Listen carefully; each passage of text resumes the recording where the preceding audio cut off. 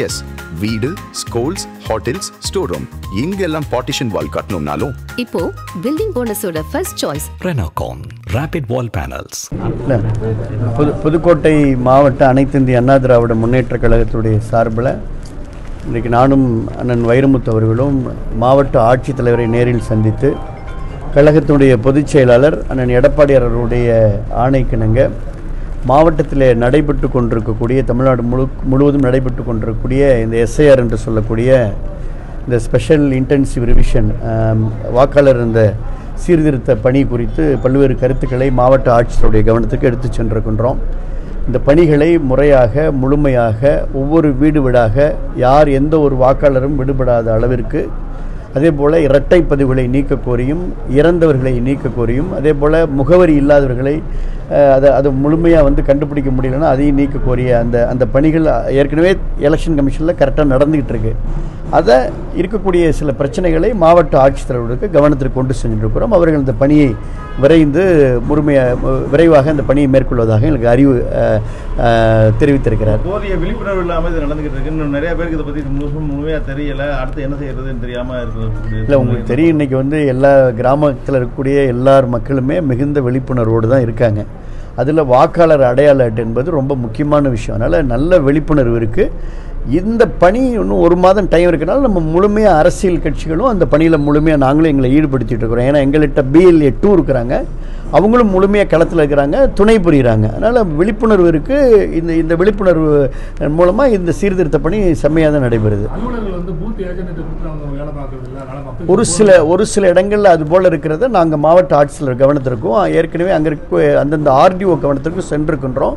ஒரு சில இடங்களில் அந்த BLA புதுசாக அவங்க மாற்றி கொடுக்குறாங்க. அவங்க முழு நேர பணியில் ஈடுபடணும்னு வலியுறுத்திருக்கிறோம். அவங்க கொடுத்துருக்க டைம் போதாது. இன்னும் சில கிராமங்களுக்கு இன்னும் போகாமலே இருக்காங்க. தொடங்கி இப்போ முதல்ல இன்னும் 1 மந்த் இருக்குல்ல. இப்போ பல இடங்களில் இப்போ 1200 வாக்காளர் இருக்கிற 1000 வாக்காளர் இருக்கிற இடத்துல இப்போ 780 ஃபார்ம் வரைக்கும் கொடுத்தவங்களும் இருக்கிறாங்க. ஒரு சில இடங்களில் குறைவாக இருக்குது. அதை வேகப்படுத்த சொல்லியிருக்கிறோம் மாவட்ட ஆட்சித்தலைவர்கிட்ட.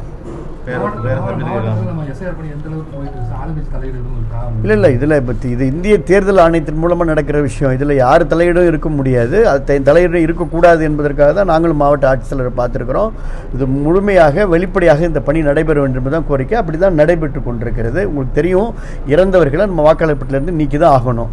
வெளியூரில் அட்ரஸே இல்லாமல் வாக்காளர் பட்டியல் மட்டும் இருக்கிறவங்கள நம்ம நீக்கி தான் ஆகணும். அதே போல் தகுதி வாய்ந்தவர்களை வாக்காளர் பட்டியலில் சேர்த்தா ஆகணும். 18 வயது பூர்த்தியவர்களை வாக்காளர் பட்டியலில் சேர்த்தா ஆகணும். அந்த பணி நடக்குது. அதுக்கு அரசியல் கட்சின்ற முறையில் அனைத்து இந்திய அண்ணா திராவிட முன்னேற்ற கழகம் ஒத்துழைப்பு கொடுத்து கொண்டு இருக்கிறது. இல்லை, எத்தனை முனை போட்டியாக இருந்தாலும் அனைத்து இந்திய அண்ணா திராவிட முன்னேற்ற கழகம் ஒரு வலுவான எதிர்க்கட்சியாக இருக்கிறது. அதே போல் வலுவான ஆளும் கட்சியாக 26 ஆட்சி கட்சியில் அமரும் அண்ணன் எடப்பாடி அவர்கள் முதலமைச்சர் ஆவார். தமிழக முதல்வர் புதுக்கோட்டைக்கு வரும்போது அரசு பல் மருத்துவ குழு நாங்கள் தான் கொண்டு வந்தோம் அப்படின்னு சொல்றாரு. எப்படி நீங்க சொல்லுங்க, யார் கொண்டு வந்தா? நீங்க சொல்லுங்க, யாருடைய மாட்டி விடாம நீங்களே சொல்லுங்க.